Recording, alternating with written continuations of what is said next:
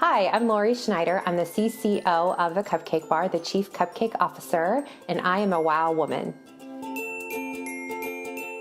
Neither one of them went to or finished college, but they were paramount in me going to college. And it wasn't ever really a question if I was going to go, it was, where are you going to go?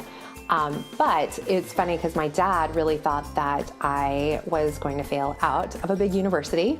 So he really did not want me to go to a big university. So my mom actually was the one that convinced him that, no, she needs to go because I'd gotten into A&M and that's where I really wanted to go, that she needs to go away and it'll be good for her.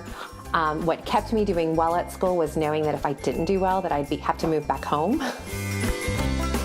That same group had someone, had a son that was having a bar mitzvah and was like, hey, do y'all want to cater a bar mitzvah? We're like, oh, okay. And just kind of were like, what are we doing? But they don't have to know that. And but we kind of knew what we were doing because, we'd been in school, so it wasn't like complete, but still to that degree, it was, probably 200 people. It was good size.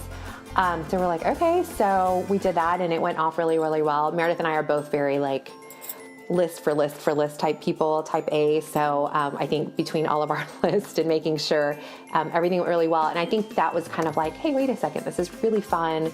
I really enjoy it. Yes, it's hard work, but I'm having a great time.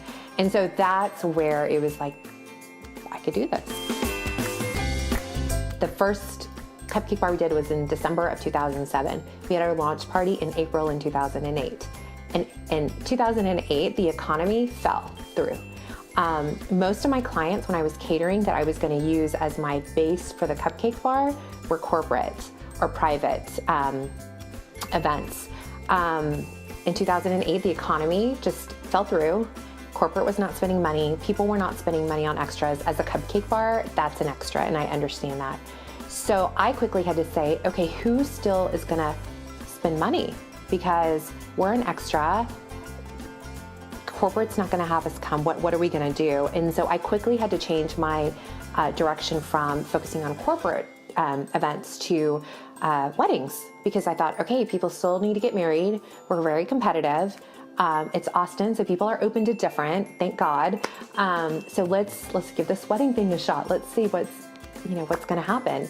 And so had I not done that and focused on weddings, we would not be in business, I don't think.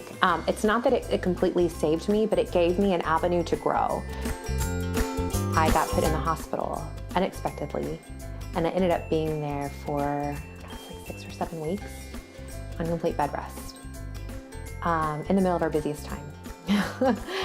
And being a planner, that was really, really tough on so many levels, because it started out with going into early labor to I have all these other things that we didn't know. And so going into that and I'm going in for this issue thinking I'll be out in a couple of days back to normal, because I felt great.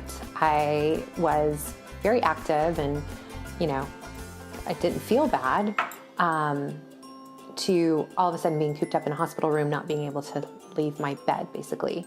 So that was a big challenge on so many levels. And again, talking about letting go, having to basically let go of everything.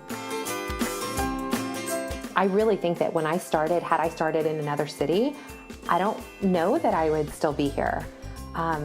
Austin is really open-minded to things that are going to be a little bit off, a little bit different. So I feel really lucky that myself as a business started here, because like I said, I don't know that I would be here otherwise.